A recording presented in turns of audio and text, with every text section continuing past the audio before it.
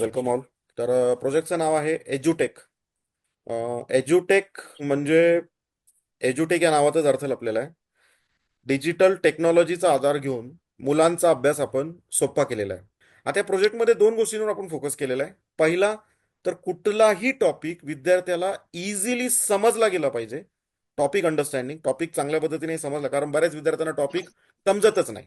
Okay, तर topic understanding कसं होईल इझिली ह्याच्यावर आपण फोकस केलेला आहे. आणि नुसता टॉपिक समजला म्हणून मार्क मिळत नाहीत, तर त्या टॉपिक समजल्यानंतर तो लक्षातही राहिला पाहिजे. कारण आज जर मुलं परीक्षा देत आहेत, तर त्यांना जवळपास वर्षभर जे शिकवलंय ते लक्षात ठेवायचंय, आणि आपल्या ब्रेनला सवय लागली विसरण्याची. आपण दर 4 दिवसापूर्वी आपण काय खाल्लं होतं, कुठला शर्ट घातला होता, आपण ते लक्षात ठेवता येत नाही, आपलं राहत नाही. आणि त्यामुळे हे दोन गोष्टींवर आपण फोकस केलाय की टॉपिक समजणं आणि तो समजल्यानंतर तो लक्षात राहणं. आता या पूर्ण एज्युकेशन सिस्टीम मध्ये तीन लोकांची महत्वाची जबाबदारी आहे. ते तीन लोक कुठले आहेत? ते म्हणजे विद्यार्थी. एज्युकेशन सिस्टीम मध्ये तीन लोक महत्वाचे जोडले गेलेत एकमेकांची: विद्यार्थी, शिक्षक आणि पालक. आता होतं काय, प्रत्येक ठिकाणी वेगवेगळ्या गोष्टींचा प्रॉब्लेम आहे. आता विद्यार्थ्यांमध्ये जर बघितलं तर तुम्ही स्वतः शिक्षक आहात, तुम्हाला माहिती आहे की वर्गामध्ये तीन कॅटेगरीचे विद्यार्थी बसलेत: फास्ट लर्नर, मीडियम लर्नर आणि स्लो लर्नर. म्हणजे समान बुद्धिमत्तेचे विद्यार्थी क्लासमध्ये नाही आहेत. जेव्हा तुम्ही शिकवता बरोबर. तेव्हा एखादा टॉपिक तुम्ही एकदा शिकवता, तेव्हा एकदा शिकवल्यावर लगेच तो टॉपिक समजेल असे किती विद्यार्थी असतात? 5 ते 10%. मेजॉरिटी ऑफ विद्यार्थी students are medium learner and slow learner. त्यांना लगेच ते समजत नाही. पण अनफॉर्च्युनेटली आपल्या बऱ्याच शाळांमध्ये सगळ्या कॅटेगरीच्या विद्यार्थ्यांना एकाच पद्धतीने शिकवलं जातं. त्यांना वेगवेगळ्या पद्धतीने शिकवलं जात बरोबर. नाही. पण ही सिस्टीम आपण इथं खोडून काढली आहे. आपण जी सिस्टीम डिझाईन केली यामध्ये प्रत्येक कॅटेगरीच्या विद्यार्थ्याला त्या त्या पद्धतीने शिकवण्याचा प्रयत्न आपण यामध्ये पूर्णपणे केलेला आहे. कसा, मी पुढे तुम्हाला म्हणजे समोर प्रत्येक कॅटेगरीच्या विद्यार्थ्याला समोर ठेवून आपण हा प्रोजेक्ट बनवलेला आहे. दुसरा प्रॉब्लेम पॅरेंट्समध्ये येतो. आता पालकांचा प्रॉब्लेम काय आहे? तर पालकांची पण काही ना काहीतरी जबाबदारी आहे. त्यांचे रोल काय आहेत पालकांचे? तर त्यांनी रोज चेक केलं पाहिजे की माझा विद्यार्थी अभ्यास करतोय की नाही करतोय. दुसरं, त्याला काय येतंय काय येत नाही हे पण चेक करणं गरजेचं आहे. आणि तिसरं, वेळ पडली तर त्याचा अभ्यास पण घेता आला पाहिजे. पण प्रॉब्लेम काय आहे की पालकांमध्ये पण कॅटेगरी आहे. नॉन एज्युकेटेड बरेच पालक शिकलेले नाही आहेत, पण मुलाला इंग्लिश मिडियमला ऍडमिशन टाकलंय, आता त्यांना मुलाचा अभ्यास घेता येत नाही. बरं, जे शिकलेले त्याचा प्रॉब्लेम असा आहे की आता 20 वर्षापूर्वी शिक्षण झालेलं आहे आणि 20 वर्षात सिलेबस खूप चेंज झालेला आहे. त्याच्यामुळे तो इंटरेस्ट नाही किंवा वेळ नाही. आणि तिसरे, जे खूप शिकलेले आहेत ते अभ्यास घेऊ शकतात, पण त्यांच्याकडे वेळच नाही, कारण ते त्यांच्या प्रोफेशनमध्ये बिझी आहेत. पण आपण या सगळ्या खरंय. गोष्टी सोल्युशन आपण अशा पद्धतीने घेऊन आलोय की आम्ही एक सिस्टीम बनवली आहे. आमच्या लर्निंगची सिस्टीम बनवली, त्याला आम्ही म्हणतो फिजिटल लर्निंग. आणि या फिजिटल लर्निंगमध्ये कुठल्याही कॅटेगरीचा जर पॅरेंट असेल तर तो डेली बेसिसवर मुलाला मॉनिटर करू शकतो, अनालिसिस करू शकतो, वेळ पडले तर त्याचा अभ्यास पण घेऊ शकतो. जर एक बिझी पालक असेल तर त्यांनी 10 मिनिटं वेळ काढला तर 10 मिनिटामध्ये त्यांना विद्यार्थ्यांनी आज काय अभ्यास केला, किती वेळ केला, काय येतंय काय येत नाही हे त्यांना समजणार आहे. एवढं जर काम पालकांनी केलं तर निश्चित मुलामध्ये खूप मोठी प्रगती होईल. आणि शेवटचा प्रॉब्लेम टीचर आहे. महत्वाची व्यक्ती आहे या सिस्टीममध्ये, म्हणजे तुम्ही ॲज अ टीचर. आता टीचर सगळ्या गोष्टीने जरी किती जरी चांगला टीचर असला, तर प्रॉब्लेम काय येतो टीचरला, की प्रॉब्लेम हा मेन आहे की टीचर आणि विद्यार्थी 24 तास एकत्र जोडले गेलेले नाही आहेत, फार कमी कालावधीसाठी जोडले गेलेले आहेत. याचा अर्थ, समजा फॉर एक्झाम्पल तुम्ही मॅथ्सचे टीचर आहात, तर तुम्ही तो मॅथ्सचा टीचर विद्यार्थ्याबरोबर मॅक्स टू मॅक्स 35 ते 40 मिनिटं जोडला गेलेला आहे. 35 ते 40 मिनिटाचा पिरियड असतो. त्या 35 ते 40 मिनिटातच तुम्हाला पूर्ण वर्षभरात तो अभ्यासक्रम कव्हर करायचा असतो. तुमच्याकडे तेवढा वेळ नसतो की तो टॉपिक परत परत तो शिकवायला जावा. आणि यामधून मग प्रॉब्लेम हा होतो की तुम्हाला एखादा टॉपिक एकदाच शिकवायला वेळ मिळतो आणि तुमची तयारी परत परत शिकवायची, पण वेळ कमी आहे. आणि जर तुम्ही एकदा शिकवू शकता तर त्याचा फायदा परत फास्ट लर्नरला होतो. जे मीडियम आणि स्लो लर्नर आहे ते बिचारे मागे राहतात. दुसरा, जर विद्यार्थी ॲबसेंट राहिला शाळेमध्ये तर त्याला परत कोणी ते शिकवत नाही.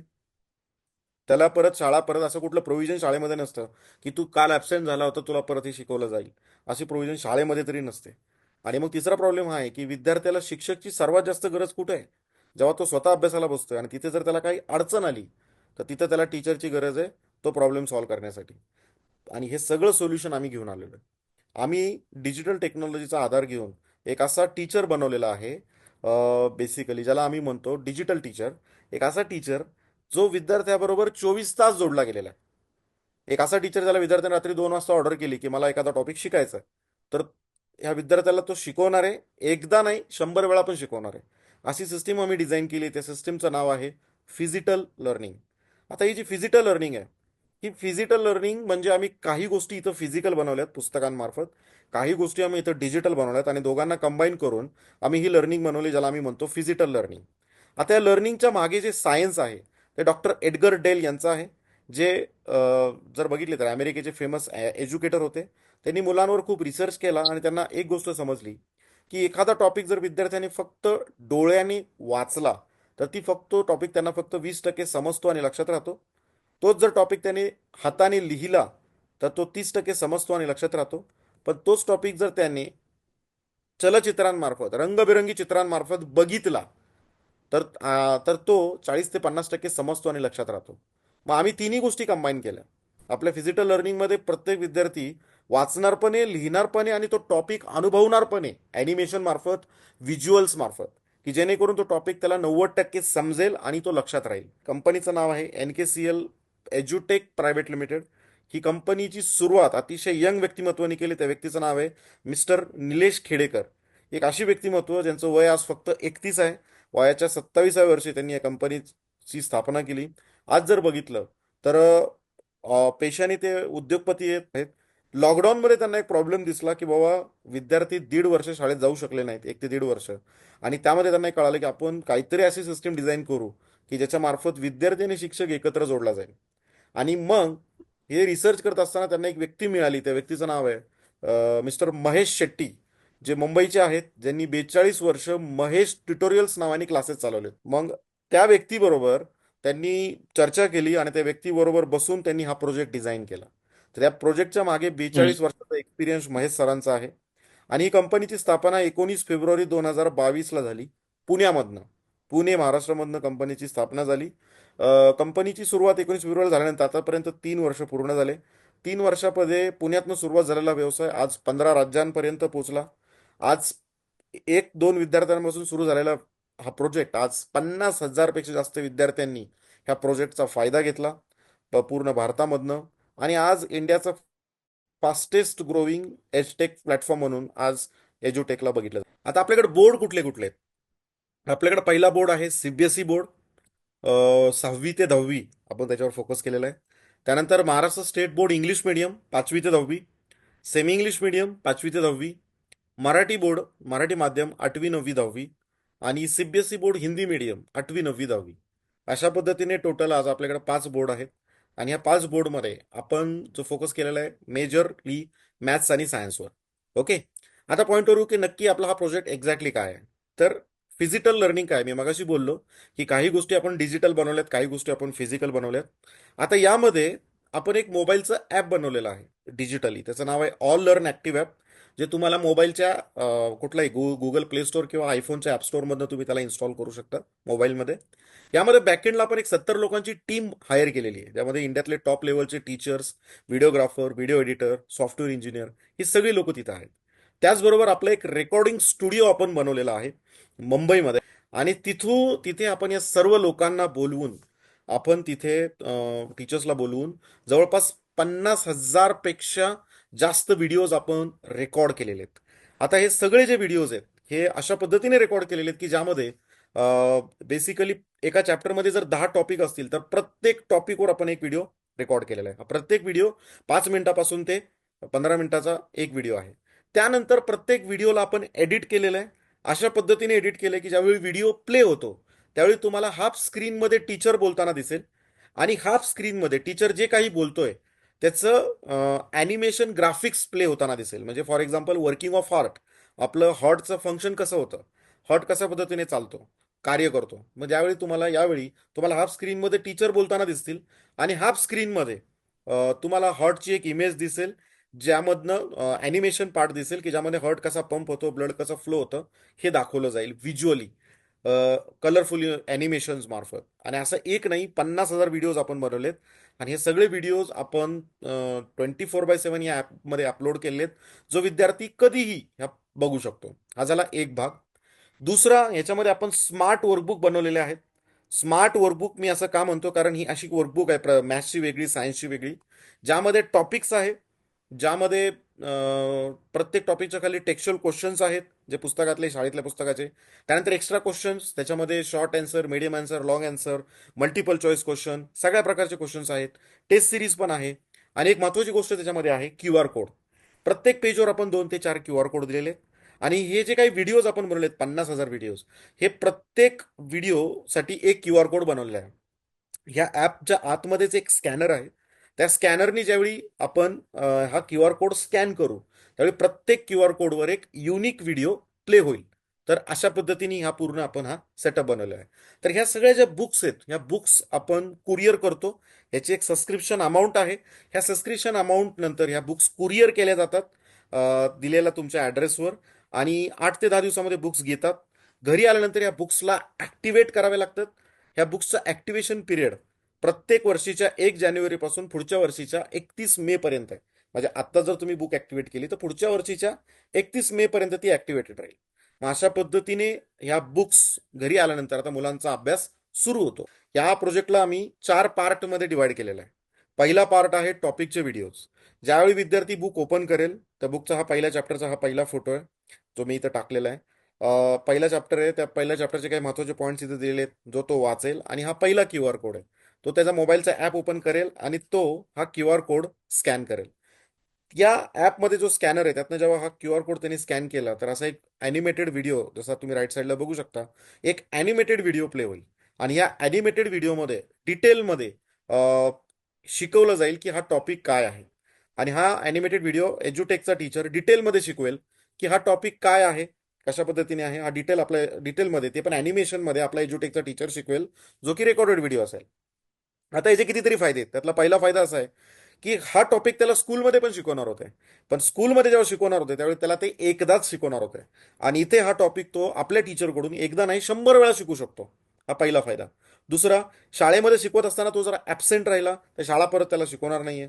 पण इथं जर बघितलं तर तो परत एकदा जर शाळेत त्यांनी मिस केला असेल, तर तो घरी बसला, 4 दिवस शाळेत गेला नसेल, तर तो 4 दिवसाचा सगळा टॉपिक घरी बसला तो व्यवस्थित शिकू शकतो.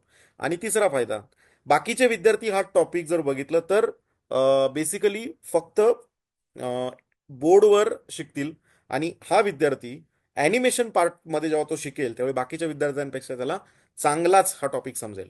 तर हा झाला पार्ट 1, टॉपिकचे व्हिडिओज.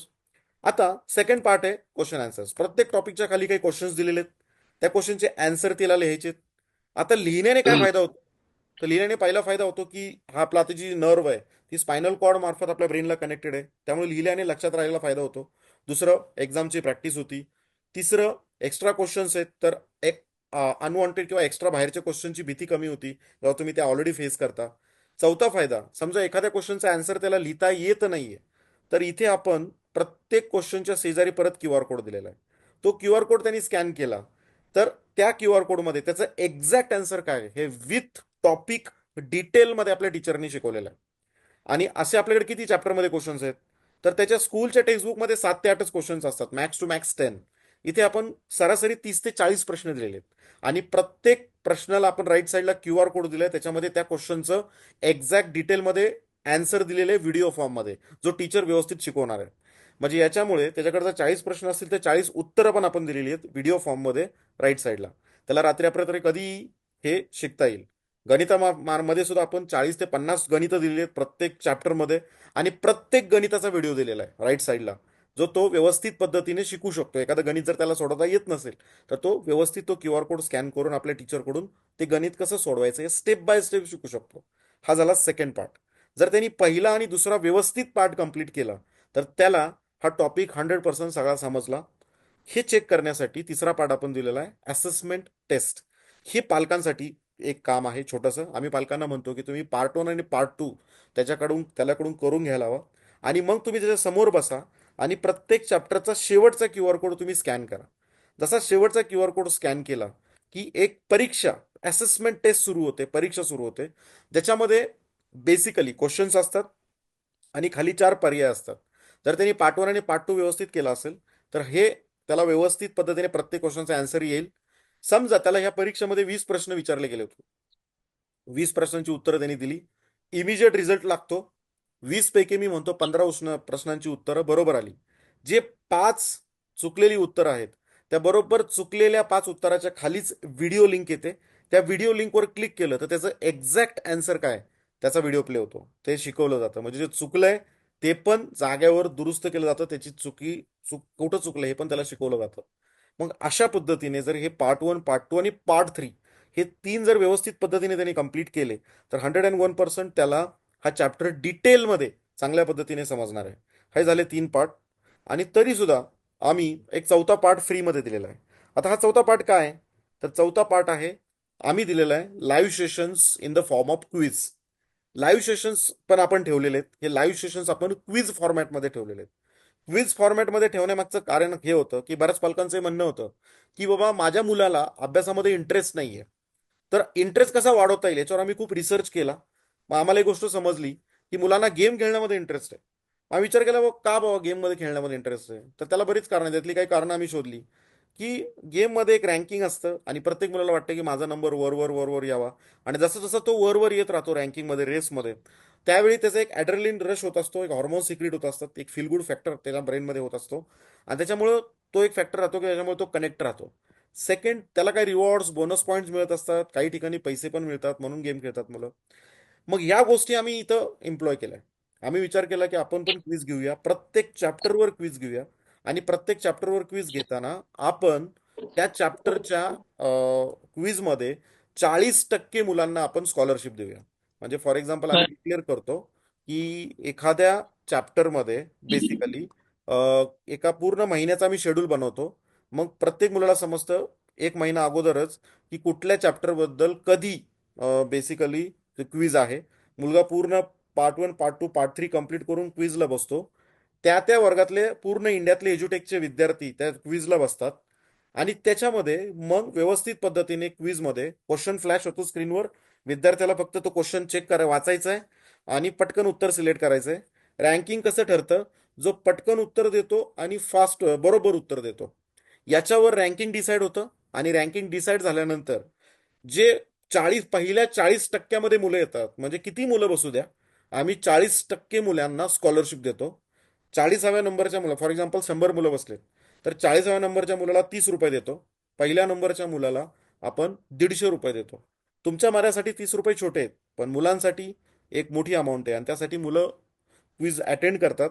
समजा एखाद्याचा मुलाचा नंबर 40वा आला तर त्यालाही दिसतंय की मी जर माझा 30वा आला असता तर मला 60 मिळाले असते, माझा 20वा आला असता तर मला 90 मिळाले असते किंवा 80 मिळाले असते किंवा 100 मिळाले असते.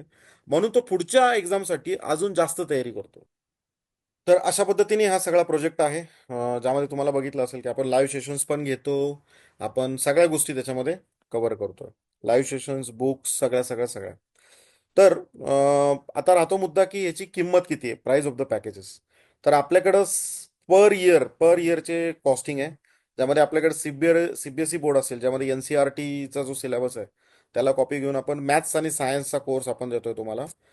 6वी ते 8वी प्रतिवर्ष. आणि त्याच्यामध्ये आम्ही तुम्हाला एक वेदिक मॅथमॅटिक्सचा कोर्स फ्री देतोय. वेदिक मॅथमॅटिक्स जे कॅल्क्युलेशन आपण विदाऊट कॅल्क्युलेटर आपण कॅल्क्युलेशन करू शकतो, असा हा वेदिक मॅथमॅटिक्सचा कोर्स चा पूर्ण ॲक्सेस आपण फ्री देतोय. ह्याचं पुस्तक येणार नाही, ह्याचा फक्त व्हिडिओ तुम्हाला मिळेल. तर त्याची किंमत आहे 7,999. म्हणजे 7,999 मध्ये तुम्हाला मॅथ्स आणि सायन्स च्या बुक्स येतील, रेकॉर्डेड व्हिडिओज येतील, त्याचबरोबर सगळे पार्ट 1, पार्ट 2, पार्ट 3 आणि लाईव्ह सेशन्स विथ स्कॉलरशिप. या सगळ्या गोष्टी आपण याच्यामध्ये कव्हर केलेल्या आहेत. सीबीएसई बोर्ड एनसीआरटीच्या बुक्स इंग्लिश मिडियम, त्यानंतर त्याच्यामध्ये 9th आणि 10th यामध्ये आम्ही मॅथ्स आणि सायन्स बरोबर 5 कोर्सेस फ्री देतोय, 5. ज्यामध्ये वेथिंग मॅथमॅटिक्स येईल, नोड जेएस येईल, पायथॉन, जावा स्क्रिप्ट लँग्वेज आणि आयओटी इंटरनेट ऑफ थिंग्स. हे 5 कोर्सेसचीच किंमत नाही म्हटलं तरी 20,000 ते 25,000 रुपये होते. ह्या 5 कोर्सेसमध्ये बेसिक जे कोडिंगच्या रिलेटेड हे जे कोर्सेस आहेत हे मुलांना बेसिक लेवलला शिकवले जातील, ज्यांना मुलांना पुढे लाईफ टाईमसाठी खूप मोठा फायदा होईल. आणि त्याचबरोबर मॅथ्स आणि सायन्सच्या बुक्स आणि हा सगळा पूर्ण सेटअप येईल. तर ह्याची किंमत आहे 14,999. त्याचबरोबर जर बघितलं तर सीबीएसई बोर्ड हिंदी मीडियम 8वी, 9वी, 10वी, त्याची किंमत आहे 7,999 प्रतिवर्ष. हे सगळं प्रतिवर्ष पर इयरचा हा चार्ज आहे. त्याचबरोबर Maharashtra state board English medium 5वी ते 8वी, त्यामध्ये 5 सब्जेक्ट येतील, मॅथ्स, सायन्स, इंग्लिश, हिंदी आणि मराठी प्लस वेदिक मॅथमॅटिक्सचा कोर्स येतो, 7,999. Maharashtra state board English medium 9वी, 10वी, प्रतिवर्ष, ज्यामध्ये 5 सब्जेक्ट येतील: मॅथ्स, सायन्स, इंग्लिश, हिंदी आणि मराठी. 5 सब्जेक्टचे 5 बुक्स येतील आणि त्याचबरोबर 5 वेगळ्या कोर्सेसचा ॲक्सेस तुम्हाला ॲपमध्ये मिळेल. जे मी मगाशी सांगितले त्या सगळ्या कोर्सेसचा, त्याची किंमत आहे 14,999. मग आपल्याकडं सेमी इंग्लिश 5वी ते 8वी 7,999. 9वी आणि 10वी 14,999. मॅथ्स, सायन्स, हिंदी आणि इंग्लिश 4 सब्जेक्ट्स येतील पूर्णपणे. त्याचबरोबर Maharashtra state board Marathi medium, Marathi माध्यमासाठी 8वी, 9वी, 10वी प्रतिवर्ष आपल्याकडे किंमत आहे 7,999. ठीक आहे. मग त्यामध्ये मॅथ्स, सायन्स आणि इंग्लिश येईल आणि वेदिक मॅथमॅटिक्सचा पूर्ण कोर्स येईल, जो त्याचा ॲक्सेस मिळेल तुम्हाला.